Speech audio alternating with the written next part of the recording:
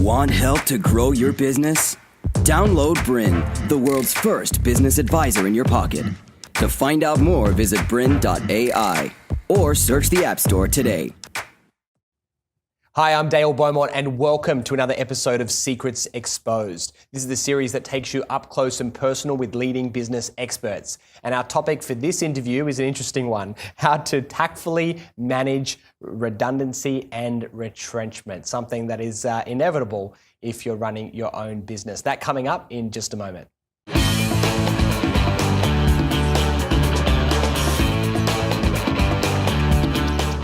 My special guest today is human resources expert Natasha Hawker, and our topic for this interview is how to tactfully manage redundancy and retrenchment.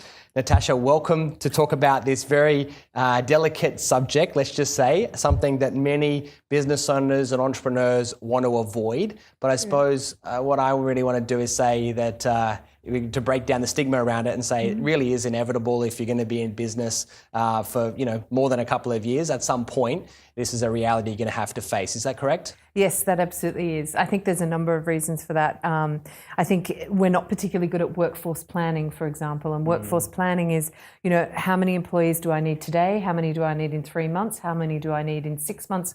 And then again in 3 years' time. And because we're not particularly good at that, that makes workforce planning challenging. And then obviously if you've overhired, then you may have to exit somebody. So it can be very difficult for businesses when they're trying to work out what they actually need.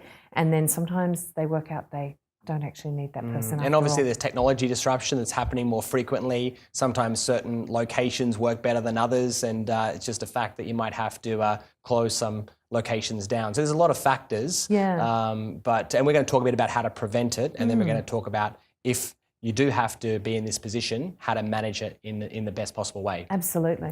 All right, so let's quickly talk a bit about the differences between redundancy, retrenchment, firing someone, letting someone go, working someone out of the business. What do we really, let's kind of sort of break it down. Yeah, so let's start with the obvious one, which is redundancy. Redundancy is where the role no longer exists for a number of reasons. And the reasons could be financially the business can't afford that role anymore, that location may be shutting, there may be a merger of two businesses and therefore there are two people for one person's role, or technology and the rapid pace of change means that that role doesn't need to be done anymore.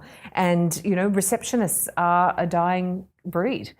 Truck drivers, there's not going to be as many truck drivers in the world as what there are now. And so they're going to find themselves in redundancy situations, or their roles will be redundant. Retrenchment is where your role has been made redundant and as a result you will be retrenched. So retrenchment is when you lose your job and through no fault of your own and you're exited from the business. The difference with that is that there's also something called redeployment. And in many countries, and Australia is one of these, you have an obligation to try and redeploy them into another role within your business or within your group of companies before making that final decision to make them retrenched or to make their role redundant. Being fired, it's sort of a colloquialism. It can mean you've actually been managed out of the business or you've been retrenched. Or your role's been made redundant. The language we use is performance managed, and then you've got redundancy, where you've left of your own volition. So they're the key ways, or death. That's the other way you lose a business. So they're sort of the 5 ways you can exit. Okay, so what we'd like to do is sort of to explain to business owners how they can manage these situations, but I think. What I'd like to focus on is prevention is kind of better than cure. If you can try, and we shouldn't try to avoid it at all costs because it is inevitable, and when it happens, we should approach it with confidence. However, let's try and minimise the amount of these type of situations by looking at some prevention. I think you got like a 5-step formula to help business owners to try and better plan so they don't have to be in these situations as often. Absolutely. So I think the first thing I'd recommend that they do, Dale, and a lot of business owners struggle with this, is to understand your productivity results per your employees. So work out, are your employees 100% productive, or do they have capacity to actually be 100%. I think all too often, and in Australia we do know, we have a productivity problem. We are not as productive as we should be. So you often find you have employees working at 75%, 80% capacity, when ideally you want them pushing closer to that 100. You don't want them doing 100 all of the time, but you want them to be highly productive employees. So that's step one, to understand that. Step two is around workforce planning and, understanding, do you have the right person in the role at the right time?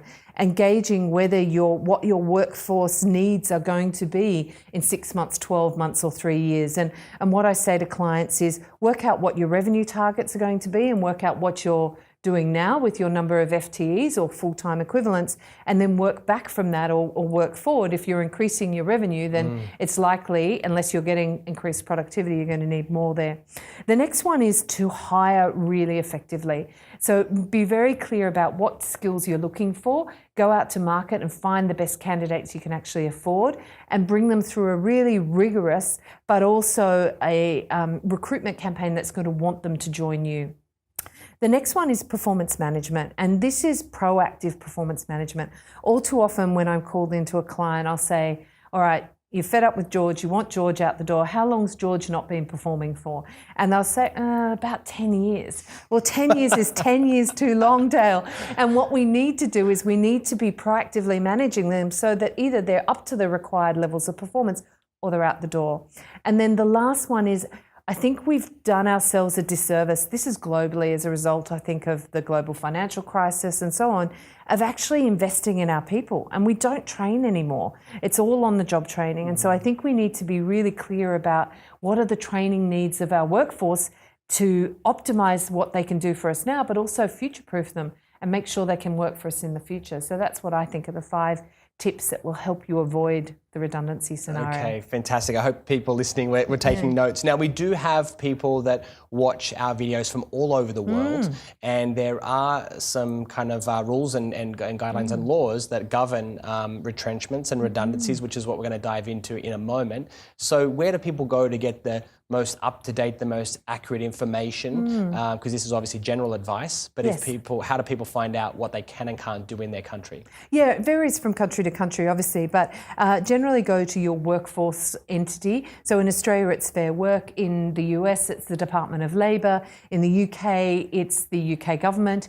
So generally, your government is your first port of call for the basics of what you would need to do in that situation. I would encourage all business owners, small business owners in particular, this is a skill they must learn. They must perfect it and they must get better at it, because there are legal frameworks which you need to follow. And if you don't follow them effectively, you can get yourself into some pretty serious trouble. So, it is a skill you need to get better at, having that awkward conversation and doing it legally. Okay, great. We're going to take a short break. When we get back, we're going to go into more detail around what to do if you are in a situation whereby you do need to look at redundancies and retrenchments, and we'll show you how to manage these situations in the best possible way. So keep watching. Welcome back to our interview with Natasha Hawker, and this interview is how to tactfully manage redundancy and retrenchment. So we've already spoken about 5 things that we can do to try and prevent or avoid from being in this situation, but at some point we will be.